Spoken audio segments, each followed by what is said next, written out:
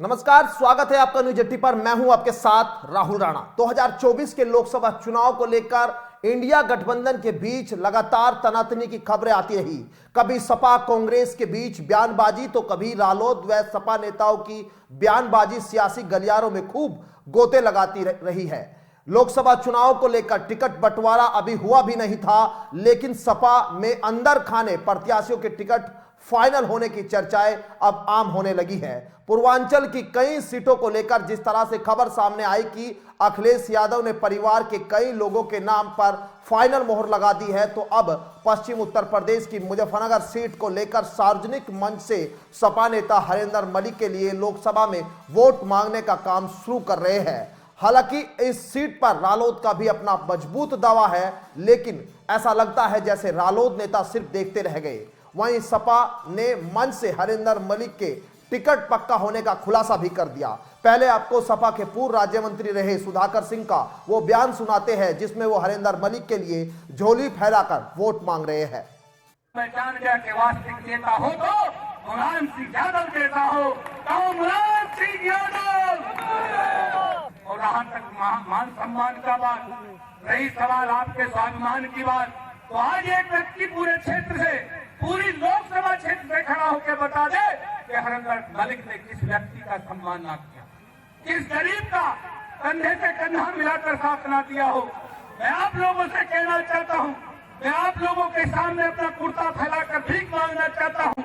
अगर आप लोगों को आने वाले 2024 में अपना मान सम्मान बचाना है, अगर आपको अपनी जमीन बचानी है, अगर आप लोगों को माताओं बहनों का सम्मान बचाना है, तो आपको एक एक वोट साइकिल के चुनाव निशान पर हरेंद्र मलिक साहब को देना होगा।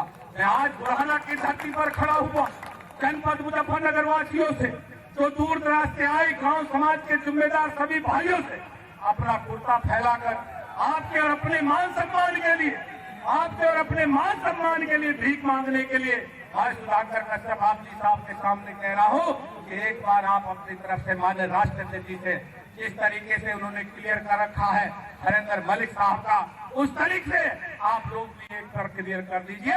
मैं आप सपा नेताओं के खुले मन से हरेंद्र मलिक को लेकर वोट मांगने का यह पहला मामला नहीं है। इससे पहले भी मुजफ्फरनगर से सपा के जिला अध्यक्ष जिया चौधरी समाजवादी पार्टी की बैठक का हवाला देते हुए हरेंद्र मलिक का टिकट कंफर्म होने का दावा करते आए हैं, जिसके बाद रालोद नेताओं के बीच हलचल तेज हुई थी और सवाल उठने लगे थे कि रालोद के पास हरेंद्र मलिक जैसा मजबूत दावेदार नहीं है। लेकिन रालोद से इसके बाद मुजफ्फरनगर सीट को लेकर कई नाम सामने आए थे, जिसमें रालोद विधानमंडल दल के नेता राजपाल बालियान, बुढ़ाना से रालोद नेता विनोद प्रमुख, शामली से रालोद विधायक प्रसन्न चौधरी की तरफ से रालोद के मजबूत दावे प्रत्याशियों के नाम सामने आ रहे थे। लेकिन 5 राज्यों के विधानसभा चुनाव के दौरान सीटों को लेकर चर्चा अब कम हुई थी और अब जैसे ही विधानसभा के चुनाव प्रचार का शोर थमा, तो लोकसभा की सीटों को लेकर शोर अब तेज हो गया है। बता दें कि साल 2019 में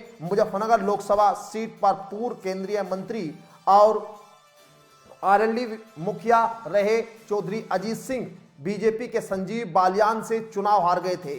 इस हार की टीस आज भी जयंत के दिल में एक कांटे की तरह चुभती है। जयंत हर कीमत पर इस सीट को पाना चाहते हैं, लेकिन अखिलेश ने मुजफ्फरनगर सीट पर हरेंद्र मलिक को प्रभारी बनाकर जयंत को झटका दिया था। सबसे बड़ी बात यह है कि जयंत ही नहीं बल्कि आरएलडी का हर नेता इस सीट को जीतने के लिए हर कोशिश कर रहा है। बता दें कि निकाय चुनाव में जयंत और अखिलेश में कई सीटों पर तकरार की बात सामने आई थी और इसके बाद नतीजे सबके सामने। अब मुजफ्फरनगर लोकसभा सीट पर भी जयंत और अखिलेश में बड़े टकराव के संकेत मिल रहे हैं। साल 2014 में मुजफ्फरनगर लोकसभा सीट से ही पश्चिम यूपी का सियासी समीकरण बीजेपी के पक्ष में और आरएलडी के खिलाफ आया था। जयंत इसी मुजफ्फरनगर से 2024 में नई संजीवनी तलाश रहे हैं, लेकिन ऐसे में अखिलेश के हरेंद्र मलिक दाव ने न सिर्फ जयंत के लिए चुनौती और मुश्किल खड़ी कर दी है, बल्कि बड़े महासंग्राम के संकेत भी दिए हैं।